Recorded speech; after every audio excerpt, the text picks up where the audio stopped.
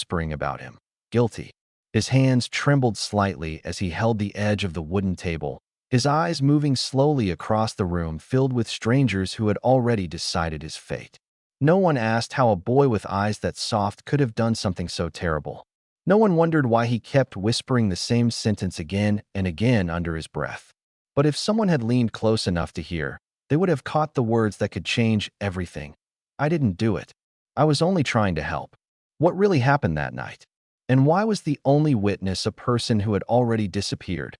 A few months earlier, life in the small town of Brookfield moved slowly, like the river that curved around its quiet streets. Everyone knew everyone, and secrets rarely stayed hidden for long. 15-year-old Daniel Carter lived in a tiny house on the edge of town with his widowed mother. Daniel was the kind of boy people called too innocent for this world. He believed every promise, trusted every smile, and helped anyone who needed it without asking questions. Every morning Daniel woke up before sunrise to deliver newspapers around town.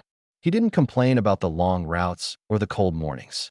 In fact, he enjoyed those quiet hours when the town was still asleep and the sky slowly turned from black to gold point one morning. As Daniel rode his bicycle past the old park near the river, he noticed a man sitting alone on a broken bench. The man looked tired and lost, staring at the water as if waiting for something that would never come. Daniel slowed his bicycle. "Sir, are you okay?" he asked gently. The man turned. His beard was messy, and his eyes looked heavy with sadness. "I'm fine," the man replied quietly. "Just thinking." Daniel hesitated, then reached into his bag and pulled out a sandwich his mother had packed for him. "You can have this," Daniel said. "You look hungry." The man stared at the sandwich, then at Daniel, as if he couldn't believe what he was seeing. "Why would you give this to a stranger?" he asked. Daniel shrugged with a shy smile. "Because maybe you need it more than I do." The man accepted the sandwich slowly. "My name is Victor," he said. "I'm Daniel." That simple meeting began a strange friendship. Almost every morning Daniel would stop by the park to talk with Victor. Victor told stories about traveling through cities, about mistakes he had made, about losing people he loved. Daniel listened carefully to every word, but Victor never talked about why he had come to Brookfield. Daniel didn't ask.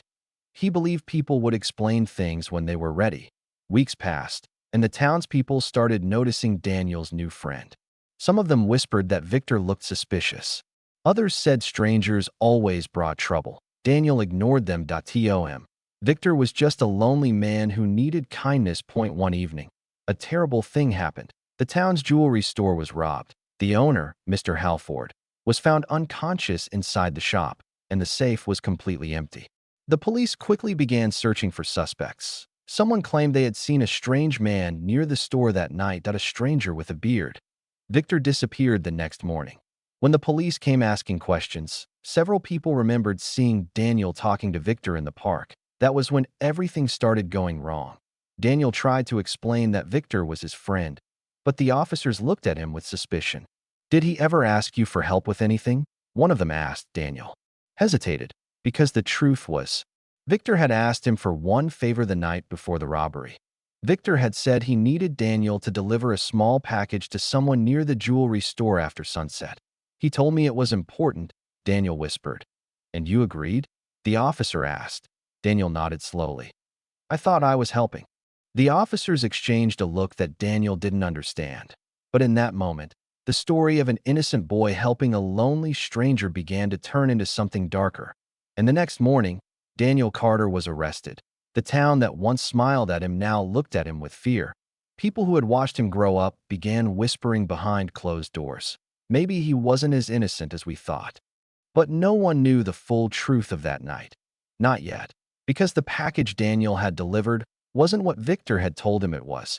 And the only person who could prove Daniel's innocence had vanished without a trace. Now Daniel stood alone in the courtroom, his future hanging by a thread. But the story wasn't finished. Because sometimes the most innocent hearts carry the heaviest truths, and sometimes the real villains hide behind the shadows of someone else's kindness, and just when it seemed like Daniel's fate was sealed forever, the courtroom doors slowly opened and a man stepped inside, a man no one expected to see again. Victor, But the question that would change everything was not why he returned. It was what he was finally ready to confess. The moment Victor walked into the courtroom, every whisper stopped. The room froze as if time itself had forgotten how to move.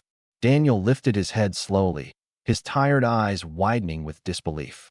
For weeks, he had wondered if Victor had abandoned him, if the man he trusted had disappeared forever. But now Victor stood there, breathing heavily, his face pale, as if carrying a storm inside him. The judge slammed the gavel. "Who are you?" he demanded. Victor swallowed hard. "My name is Victor Hale," he said. "And that boy is innocent." Gasps filled the room. The prosecutor quickly stepped forward. "You expect this court to believe you," he said sharply. "You disappeared right after the robbery." Victor nodded slowly. "Yes," he admitted. "Because I was a coward." Daniel stared at him, confused. Victor looked at the boy, pain filling his eyes. "I never meant for this to happen." Months before coming to Brookfield, Victor had been drowning in debt.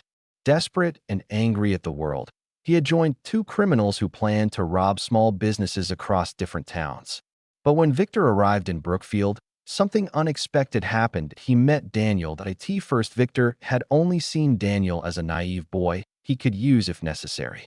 But as days passed, Daniel's kindness began breaking down the walls Victor had built around his heart.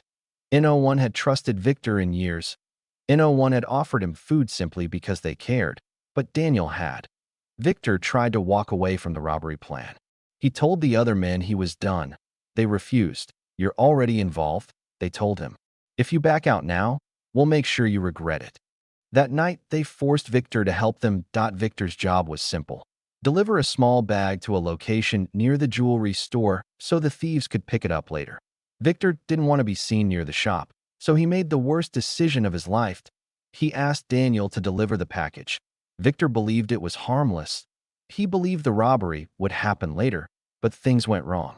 The thieves entered the store earlier than planned. When Daniel unknowingly left the bag nearby, it became part of the robbery. When Mr. Halford confronted the criminals, one of them knocked him unconscious.